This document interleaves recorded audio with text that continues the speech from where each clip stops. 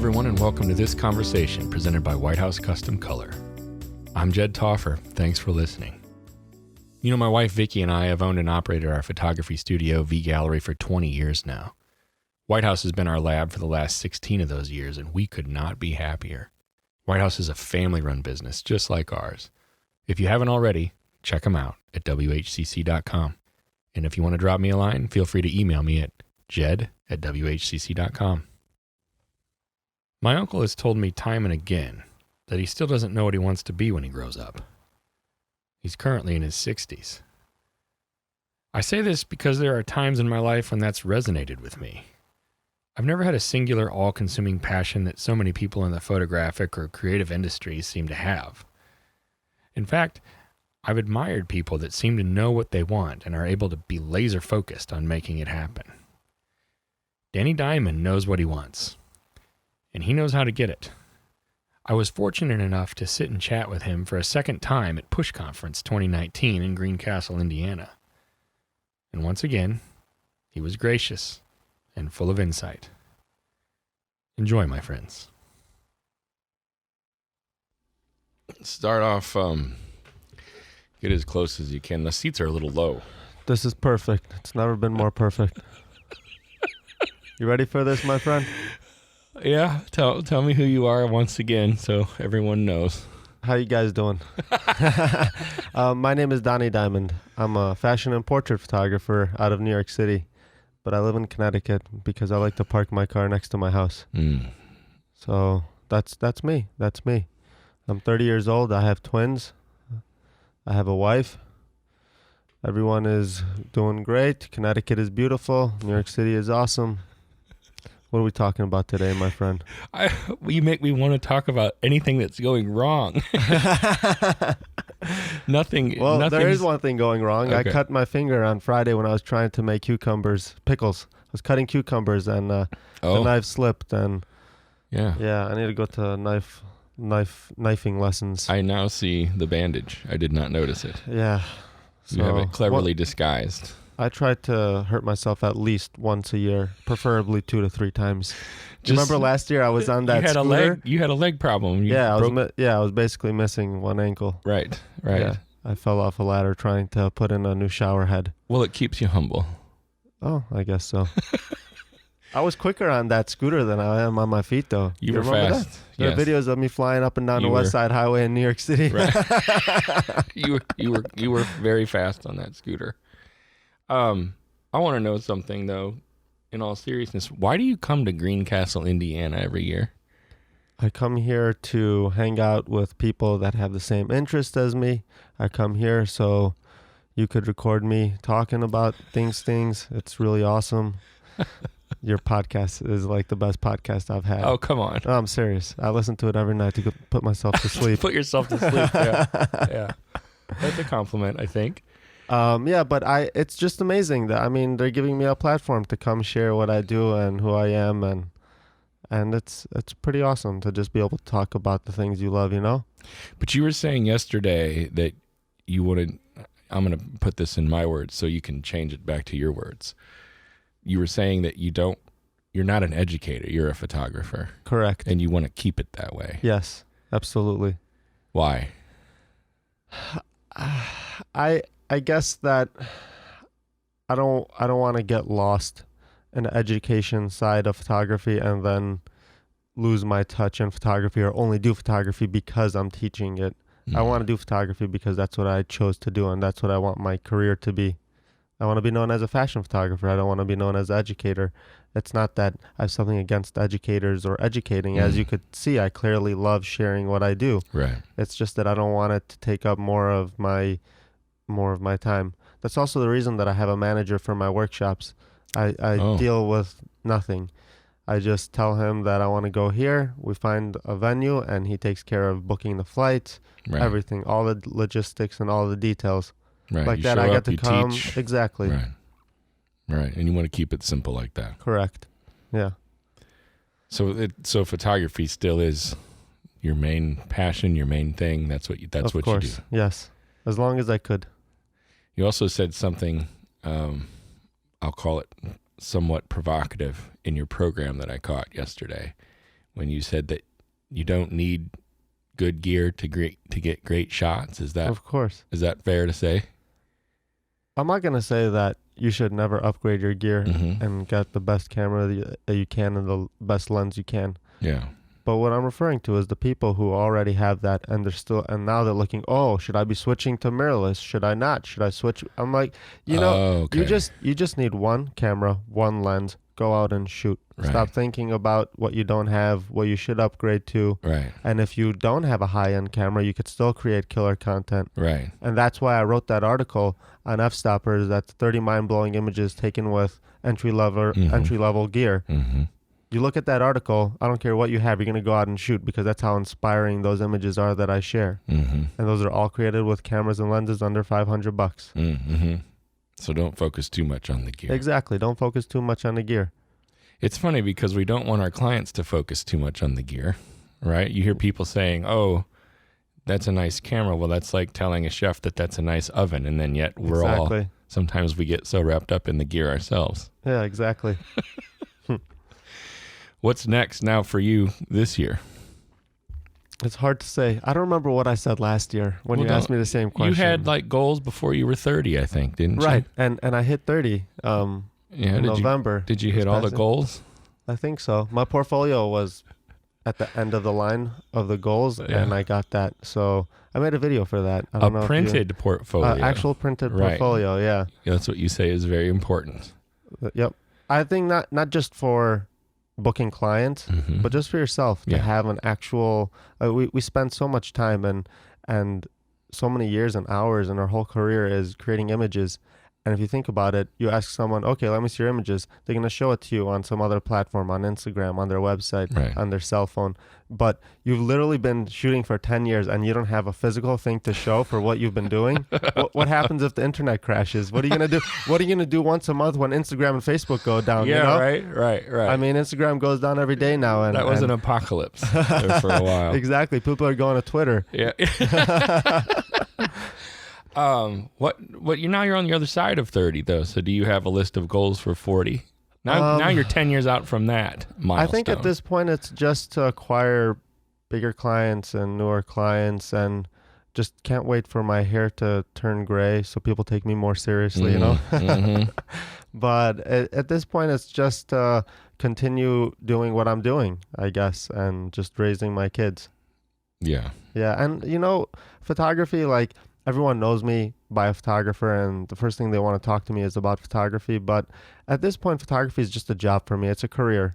And yes, I'm an artist and I'm creating art, and it should be every energy and every little piece of ounce I have in my mind should be going to photography. But for me, it's just a job at this point. It's just making sure that I approach it as a business, create content, post it on social media, make clients happy, get paid. But ultimately, it's just about family and just what's best for the kids, raising the kids, making sure you're there for them, and also having hobbies that keep you healthy and something to look back at besides for photography, like my gardening and my woodworking and stuff like that. Right. Yeah. You said you're making furniture. Yeah. I just built my kids' table and chairs just not long ago, but I still have to show you pictures of that. I know. Yeah. I need to see this furniture that you're making. I enjoy creating things, whether it's physical or not. I just enjoy creating things. So just being able to just spend hours watching YouTube videos on how to do something and then going out and actually trying it and creating it, it's a good feeling, What do you do for a night out? A night out? Like say you're getting away from all of it. Maybe it's a date night. So we tried to do that, but it's very hard to find babysitters for twins. Yeah. Yeah. And especially at bedtime, putting them to sleep is impossible, even with both parents around. So we can't imagine having like an 18-year-old girl trying to do that. Well, yeah, I get it.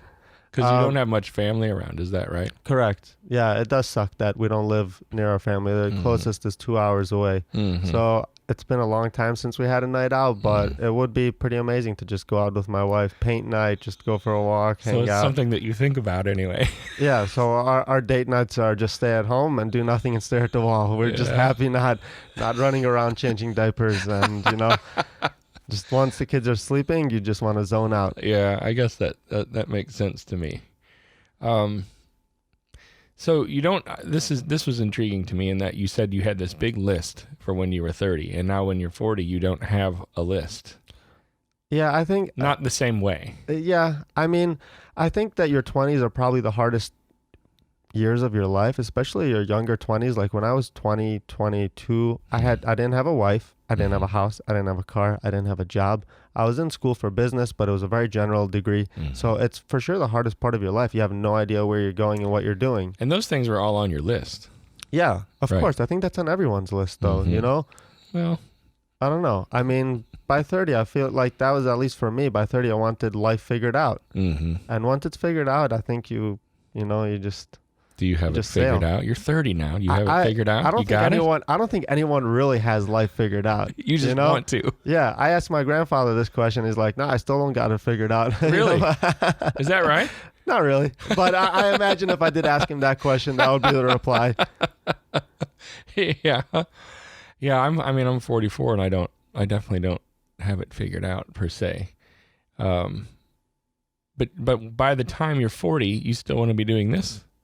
I think so. Sure. I mean, why not? You're asking a photographer, a guy doing exactly what other people do as hobbies, he's doing as a career. How could I not be happy? You know? Feel fortunate in that respect? Of course. Yeah. The world is full of so many photographers, so many amazing photographers, and I don't think that we have a large ratio of photographers that could say, I'm supporting my family, living comfortable, doing photography, you know? Or at least doing photography in the genre I like to. For example, for me, there were times I considered getting into wedding photography, but it's not something I enjoy doing, but I knew that there's going to be a lot more money in that, you know? But I pushed through it in the fashion industry, and I was able to come out on top doing what I love and getting paid for it. Yeah. What sort of unique challenges do you face doing photography in the fashion industry in New York City? So I don't think there's anywhere else I'd be able to survive. Like there are times I've thought of going to Miami, but I wouldn't have any clients in Miami. They're all in the New York City area. So New York City, while it's hard to get into the industry, it's like the only place I would be able to get into the industry. Because the supply is so high there? Yeah, exactly. Because there's tons of clothing lines there. Probably the hardest challenge is losing a client. You lose nights of sleep because when you're shooting fashion, you don't have 100 clients like you do if you were shooting senior portraits, right? So you lose one client, that's like 1/10 of your income. Boom, you know? So you have to just be on top of your game, and you have to be okay with losing a client and always looking for another one. Do they give you a reason? Not always. Sometimes they just want a different style in their pictures, and that's totally fine because I have a very unique style. Right. And I adapt for clients, but not to the point that you won't recognize my work. Right. So, I mean, there are times that I'll lose a client because I picked up another client which was a competitor of theirs, or the other way around. That happens a lot. Well, I'll get a phone call and be like, well, we noticed you shot this clothing line and they're a very similar clothing line to ours. Is that right? Oh yeah, that happens. Yeah. Especially in my like community of clients, because I have all similar clients. So is it kind of a tight knit little group where everybody kind of knows everybody else, and there's a bunch of unwritten rules that you have to... Yep, that's how it works. So do you still use your 300-some thousand Instagram followers to mainly get new clients? That was the way I understood it. I think that all potential clients in my industry already know about me. I don't think that I'm finding people who don't know me yet. But it definitely does give me a platform that allows me to make connections that I wouldn't otherwise. For example, if I need a model, I don't go to agencies anymore. I could just go to Instagram. If I'm looking for a hair or makeup stylist or stylist in general, simply sending them a message on Instagram, they see your work, they see your following, boom, you get a reply. Right. So it's really helpful. Clients also, there are clients that come to me and they write in the contract, are you going to post? How many times are you going to post our images if we hire you? So so the following is a huge thing. If Instagram wasn't around, and who knows where I would be, who knows if I'd have a job. I'll probably have to actually be taking my portfolio to people's offices and knocking on their door. Which is the way they used to do it back in the day, but it doesn't work that way anymore. Back in the day, like 4 years ago. Exactly. How do you then get new clients, or how do you use, if everyone's in this little community, right, and everybody kind of knows everybody, and people kind of leave to go to somebody else every so often for a new style, do you not even have to try that hard to get someone to come to you because they're going to come to you anyway after they're done with somebody else? I would say it's about 50-50. 50-50, some other photographer just lost this client and I just picked them up. Mm-hmm. And the other 50% is people who don't know me, like glasses companies, mm-hmm. something that I've gotten into in the past couple of years, just shooting opticals.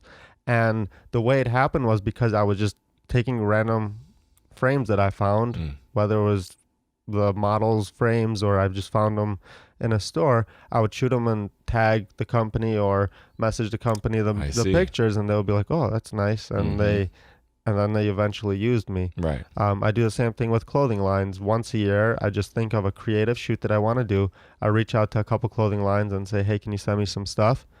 And I'll mail it back, and they have nothing to lose. They send it, and then you create content, you impress them, and hopefully they book you. So will they use stuff that you've already shot? Or like, do they ever say, I want that shot? No. Or they say, I want new stuff? Because what happens is with clothing lines is once the people are seeing clothing, it's already too late to shoot that clothing. So when I'm shooting clothing, it's a year in advance. Oh, I see. So anything that I create with stuff on the shelf, they have no more use for because that's already sold. They're not selling any more of that. That sale has been made 6 months ago at a show, and Yeah, and now it's fall. Exactly. And everyone's wearing different stuff, right? Yeah, so that's how clothing works. Okay. Well, I probably should have known that, I guess. No, it's something people don't think about. But right this summer, I've been shooting stuff for next summer. For next summer? Yeah. I think that the photographer and possibly stylists and makeup artists are the only people who know the fashion before it's coming out because we're shooting it a year ahead of time. So it's funny that this summer I'm walking around and this past winter I see everyone in the leopard print underclothing. I'm like, okay, I shot that stuff a year ago. I knew it's coming. Because you knew it was. So and you knew and now it was on the coming. streets I see everyone wearing it. Yeah, it's pretty crazy. So those, you see those shows where they're like, oh, this is what everyone's going to be wearing next year. Well, because they really know what everyone's going to be wearing next year because it's already done. Correct. Oh, this is kind of... My question is how all the clients know what's going to be coming out. And they all somehow know, like... The people that care. The people who are designing the clothing. How is all my clients, which are all competitors with each other, know exactly what's coming out? I'm not sure. Someone explained it to me once. I forget how, but I think there's just like a couple trends that everyone follows. Right.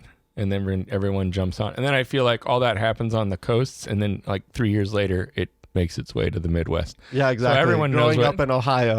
I'm wearing like Crocs last year.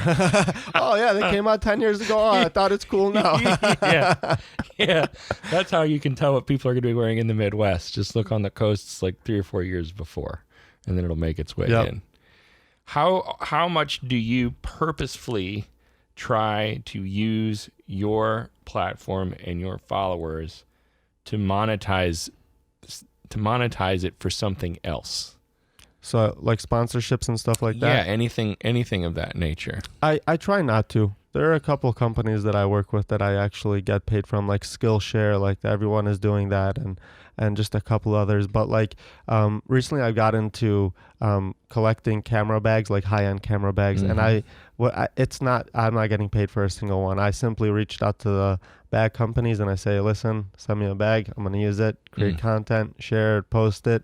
And but for me, I don't want to become an influencer on social media. You don't? No, not really. That's kind of where I was going with this. Because what happens with influencers, I think that you're just not being genuine. You're just like posting products and tagging products that you're getting paid to do. Because you don't see a lot of influencers like giving a bad review very often because they're not going to be getting paid for that. Exactly. It's like looking up a review for a mattress. Did you know that most of the reviews for mattresses are just the companies that make the mattresses own the companies that review mattresses. Oh, come on. I swear to God, I looked this up. I was looking for a mattress for my wife. I'm like, okay, this doesn't make sense. Every review, one after another. And then the worst review is I got my mattress one day late. Like, yeah, right. Yeah, That's, that's what the bad review is. That's the 1-star review. Right, yeah. right. It came a day late. But yeah, so for me, I don't want to be an influencer. And the only time that I accept products are products that I actually believe in. Like everyone knows, I've been using Wacom tablets for years. So when I had an opportunity to work with Wacom, I'm like, yeah, send me. They're not paying me, but send me the products and I'm going to use it and post it because I truly believe in your brand. Same thing goes for the pallet gear, those buttons and knobs. Yeah. And products like that I've been using anyways, sure, I'm more than happy to post and tag you. I've been doing it anyways. Well, that's of a very high value to them. Yeah, exactly, because it's genuine, like it's like genuine. Like I really believe in your products, so I am going to help you market your stuff. Why are you this person of integrity? Right? Like there's a lot, I mean, and it doesn't mean that somebody that I would label an opportunist, right? That somebody that, yes, I'm going to, maximize my potential with my influence on Instagram, and I'm going to do this, I'm going to do that. You're more withdrawn, you're more thoughtful maybe. I don't know what it is about you, but why are you like that instead of the other way? I don't know. I honestly don't know. But you know what I'm saying. I guess I understand what you're saying. Right. I just feel like social media is such a fake world that and people sense it, So just being yourself and just being relatable, being outgoing, just being real with people appreciate that, And on a platform where there's so much fakeness, right? There's a reason I don't post my personal life on social media. Yeah, you don't. There are good times, there are bad times. I'm not just going to post the good times if I'm going to share my life. Right. You should know about everything. Right. But I'm not posting everything. You're not going to do that. I'm not posting, For me, social media is not about random people knowing what I'm eating for dinner tonight. What's your wife think? My wife is a bigger believer in this than me. Yeah. Yeah. There are times that I'm like, wait, I did get a cute picture of the twins. I got to post it. And then she's like, nope. No. So, no dice. Yeah, we definitely are we agree on You're these on that things. Yeah. Same page. So you're going to give a class here in a little bit, and a lot of people are excited about this class. I don't know if you know that. Yeah. I heard several different people say, I'm not going to miss Danny's class. I'm not going to miss Danny's class. Yeah. What's it going to be about? I'm going to be talking about my workflow. So my approach to everything in life is that I'm lazy. So I am not going to sit there retouching an image for 2 hours. Okay. But I'm ambitious at figuring out efficient methods. Right. So that's my thing, figuring out efficient things, ever since I was a kid. Mm-hmm. So for me, editing, yes, I love editing. Everyone knows I shoot to edit. I love it. But I need to figure out the quickest way to edit an image. So I figured that out. I watched every video on YouTube. It took me about 1.2 billion years, but I watched every YouTube video on retouching, and I figured out the quickest methods to editing, and then I took all those methods, threw them into an action. This action doesn't edit your image, it just builds a foundation in Photoshop, because most of the time people are overwhelmed. They open up Photoshop, okay, now what do I do? Okay, what steps do I need to do to start doing frequency separation, dodge and burn, sharpening the eyes? It'll take you half an hour just to build those layers that you need. So you have an action that does that. I have action, boom. You click it, boom. Everything is right there. Now you just click, mask, paint here, paint there, boom. Your image is edited. Is there a way for people to get the action? Yes, I give it to everyone. You give it? Yeah. I mean, well, I want it. Okay. It's in my tutorial, and my tutorial is a third of the price it used to be because it's 4 years old, and I'm still using the same exact methods. Same thing, yeah. Same exact workflow. Right, but when I come here and speak, I'm not just going to speak, show off an action and what I do and walk away. Right. I'm going to teach you, and that's why I'm speaking for 3 hours today. Yeah, I saw that. Yeah. When I told people 3 hours, oh my God. I've done 5 hours usually. This is the hybrid version. This is the short version? This is the short version. So I'm actually really interested in that. I get what you're saying, something that builds the foundation for you so you don't have to redo it every time. Exactly. So anything that's a redundant process, so to speak, is Exactly. done within the action. Then it's all set and you can customize it. I'm Exactly. assuming. Right. Well, it's all there, broken up, color-coded, and even in the file, in the layer names, I tell you exactly which brush size, flow to use, Yeah. the flow and opacity, and everything. Everything is there, and then I have notes also I give out that shows you, and I show you in person. All right. Yeah. I gotta check So it out. for me, when I'm teaching you about retouching, is not so much I'm teaching you methods. The methods and everything is so simple and broken down for you. It's something you don't have to memorize. What I'm teaching is the mindset behind editing. I think that's what sets apart editors and great editors, like people walking away with great edits. The efficiency mindset. Not the efficiency mindset. The efficiency mindset is a given. You need that. What's the mindset? The that you mindset I'm teach? teaching you is how far to go, how far not to go, how to create edits that are clearly edits, but stay natural. You want to see skin details. Is it the whole a good artist knows when to stop sort exactly, of? Exactly, that kind of thing. Okay. Teaching you how to do toning that complements the skin, Right. and not the other way around. Because you could continue to spend hours and hours and hours and make it worse. Exactly. With every passing hour. Exactly. You need to know when to stop, basically. Okay. And just understanding what good skin is, what bad skin is, what good lighting on skin is. It's something that people are so worried about just figuring out methods that they forget, like, to stop looking at the layers panel and start looking at the image. Oh. Everyone is concentrating on numbers. Hey, what number did you use for that? I'm like, don't worry about that. I have no idea what I used. I never know what I used. I'm looking at the image when I'm editing. I'm not looking at the layers panel. Right. Oh, I like that. That's some sharp criticism. But it's the truth. Yeah, it is. It is. And people are more worried about, like yesterday, this is great. Yesterday, one of the photographers are like, is this a good pose to take a picture? Oh, boy. They're like laying down. Should I lay down on my stomach or on my side? I'm like, it doesn't matter. When people see the image, they're not going to ask, hey, what position was the photographer in? No, who cares? Do whatever feels comfortable for you. Whatever it takes to get the shot. Worry about the shot, not about your pose. That's a good soapbox. Preach it. I like it. Really. Seriously. So there's actually one thing I wanted to talk about, which I haven't really got a chance to speak about on a podcast. And that's in relation to the modesty when it comes to wardrobe on photo shoots. Snap. And yeah, I know that we just lost half your listeners. They You're gonna go. unsubscribed. You're gonna go here. Yeah, I'm gonna go there. All right, I'm ready. I'm gonna go there. I'm ready. We were having this conversation at dinner last night, which is why I'm like, you know what? Why don't we ever talk about this publicly? That there are people that call it art, but I don't like when people use the excuse of art to undress a model for a photo shoot. It's something that, like I said on social media once, I said, why don't people have more respect for a woman and just keep their clothing on a photo shoot?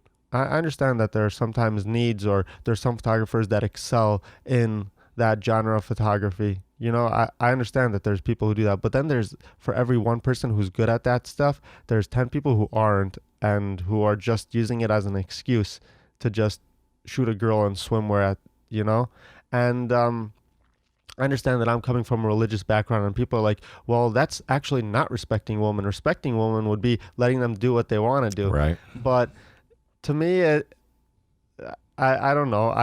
If she wanted to do that kind of shoot, sure. But I feel like that there's a lot of photographers that, and I work with models every day, and there are models that tell me that, oh, I love that finally there's a photographer who is requesting me to wear my clothing. I'm like, well, why are you feeling that way? You shouldn't be feeling that way. You shouldn't be excited to come across a photographer that finally asks you to leave your clothing on. So you think a lot of times a model will be in a situation where they feel pressured? Exactly. They don't want to take off their clothing, but okay, that's this photographer style. So and we're shooting or on the shoot, he asked me to do it, so I did it. But I feel that like not even half the models I work with care for that. Maybe they do it because they're getting more likes on social media. Well, that's wrong.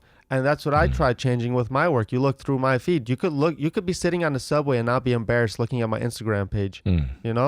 I've noticed, because there are some Instagram pages that aren't that way.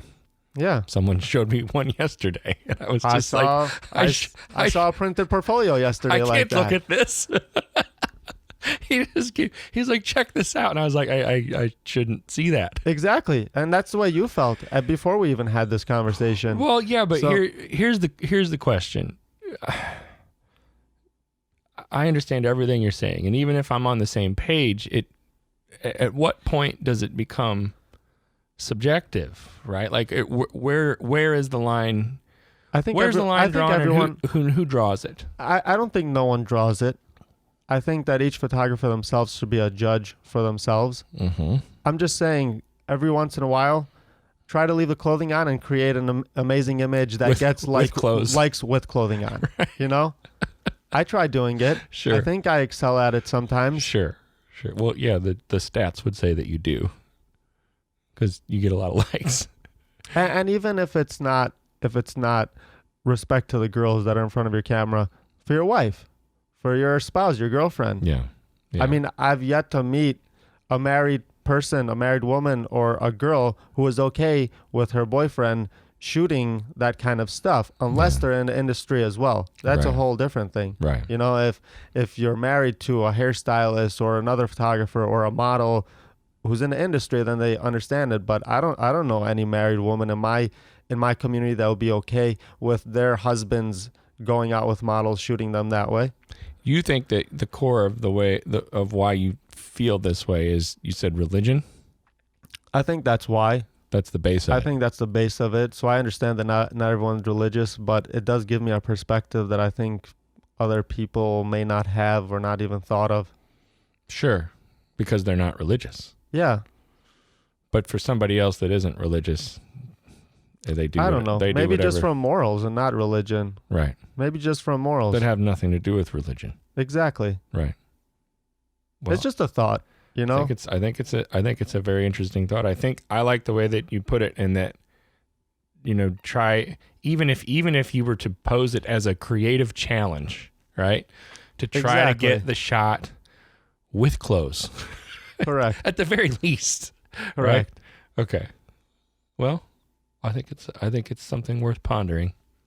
Thanks for thinking about it. No, thanks for. And I know people hate me for saying this, because every time I do open my mouth, 50% of the people out there, more than 50%, are like, "Oh, go jump in a lake," and then 50% are like, "Man, finally someone said something about this." Yeah, but people hate people for wearing something on their shirt. Yeah, you know, exactly. So what are you gonna do? Yeah, we can all just say everything that makes everybody happy all the time, and it'll never be interesting. Yep. Well, you know what? Thank you for your time again. I can't believe that you do this. I think it's pretty cool, and says a lot about you that you come from New York to Greencastle, Indiana. Oh, come on. No, I think this is my home. I think it's a big deal. New York City is not my home. I know you said that before, because you're from Ohio. I know that. Exactly. Mm-hmm. So it's not as big of a deal to you, I guess, but I think it means a lot to the people here. Everyone gets pretty excited to see you around and to watch you shoot. I learn more from them than I teach them. I'll tell you something that happened yesterday. I was talking to Dan McClanahan. You were with Dan a little bit yesterday. I've known Dan for a long time. I've been trying to get him on this podcast, and so yesterday we were trying to work something out. And he said, "No, I'm going to go in here and I have to watch this. I'm going to watch this program." And I said, "Okay, that's cool. Maybe afterwards." And then you came out and you were going to shoot that model. Right. And I saw Dan come flying out right after you. And he looked at me, and then later on, because he went and shot with you instead. Right. And later on he was like, "Dude, I'm sorry." I was like, "What?" And he goes, "You know, I had a chance to shoot with Dani." And I was like, "I saw it." He goes, I knew that we were still going to, do our podcast. And I said, "It's totally fine, man." He kept like apologizing for me because he, quote unquote, blew me off to go shoot with you. I was like, "No, you gotta take that up when you can get it." He's such a good guy. He's so soft spoken. I like him. He's so knowledgeable too. He is. Yeah. He's a smart fella. He is. Well, so thanks again. I appreciate this. You're a good man. I look forward to learning all about your retouching prowess, because I'm about efficiency too. Thanks for your time. Good luck. Awesome. Safe travels back home to your beautiful family. Thank you so much. Thank you.